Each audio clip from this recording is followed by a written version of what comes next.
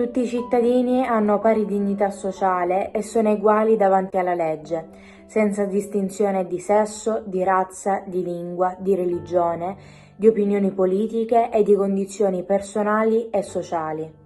Lei credeva fortemente nella giustizia sociale, nel cambiamento affinché non ci fossero persone in povertà, in difficoltà. Immediatamente dopo la fine della guerra, l'Italia sente il dovere di dover rimediare ai danni fatti alle minoranze italiane con le leggi razziali del 1938 e perciò mette in evidenza nella Costituzione l'uguaglianza del popolo. Molti studiosi considerano il terzo l'articolo più importante della Costituzione, poiché permette alle donne di avere un ruolo nella società e di partecipare ai referendum, una volta accessibili solo agli uomini, dato che per molti anni le donne sono state soggette di reclusione e messe in secondo piano da governi con ideali misogini. Era una nobildonna che faceva parte della nobiltà di Caltagirone. Come si permette una donna di un certo ceto, no, ad occuparsi di politica? Perché all'epoca le donne erano relegate solo ad essere, come dire, le regine del focolare domestico. Come ha fatto Ottavia Penna, che in tutti i suoi comizi, in tutti i suoi interventi, aveva sempre una parola per i più deboli, per gli ultimi. Il compito della Repubblica è rimuovere gli ostacoli di ordine economico e sociale che, limitando di fatto l'eguaglianza e la libertà dei cittadini, impediscono il pieno sviluppo della persona umana e l'effettiva partecipazione all'organizzazione politica, economica e sociale del Paese. Con l'articolo 3, la Repubblica Italiana si prende l'impegno di garantire ai suoi cittadini di essere posti sullo stesso piano.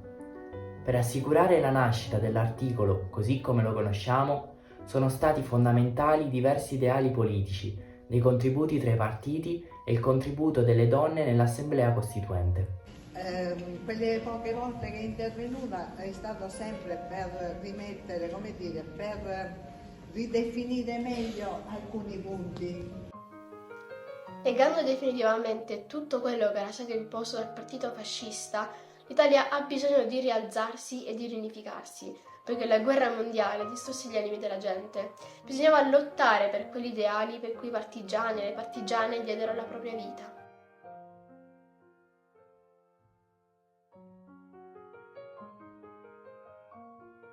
Ottavia Penna nasce in una famiglia aristocratica il 12 aprile del 1907. Apprenderà solo le nozioni elementari e durante la sua giovinezza studierà tra Roma e Firenze. La Penna, durante il ventennio fascista, rischia spesso la propria incolumità per poter dare una mano ai poveri, mettendo in difficoltà i ricchi e i potenti, rubando scorte di grano o materie prime che poi sarebbero state rivendute da essi al mercato nero. Ottavia Penna sviluppò degli ideali molto progressisti e antifascisti. Ciononostante rimase fedele al partito monarchico sia nel referendum del 1946 che nel corso della sua vita fino alla sua fine. Votata dalla sua democristiana Caltagirone, vinse assieme al partito dell'uomo qualunque con 12.000 preferenze ed entrò a far parte della Camera dei Deputati, che per i successivi 2 anni si impegnò per fondare una nuova Costituzione. Una volta conclusa la Costituzione, l'Assemblea deve scegliere chi guiderà l'Italia e chi la rialzerà dalla miseria in cui la guerra l'aveva messa.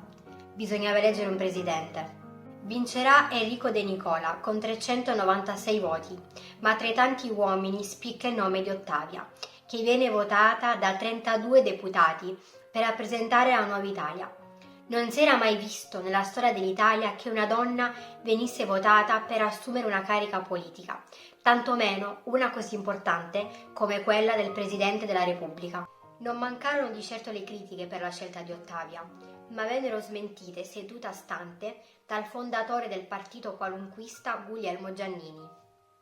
Dopo l'esperienza alla Costituente, Ottavia Penna farà un'ultima volta politica nella sua città natale, dove nel 1953 perderà le elezioni amministrative contro la sorella Carolina, 5 anni dopo aver lasciato i qualunquisti e l'Assemblea Costituente. Nonostante ciò non fu mai ferma, ma anzi negli ultimi anni finanziò un progetto chiamato Città dei Ragazzi, un luogo dove poter salvare dalla strada quei ragazzi e quelle ragazze più sfortunate ed insegnare loro un mestiere, come il falegname o la sarta.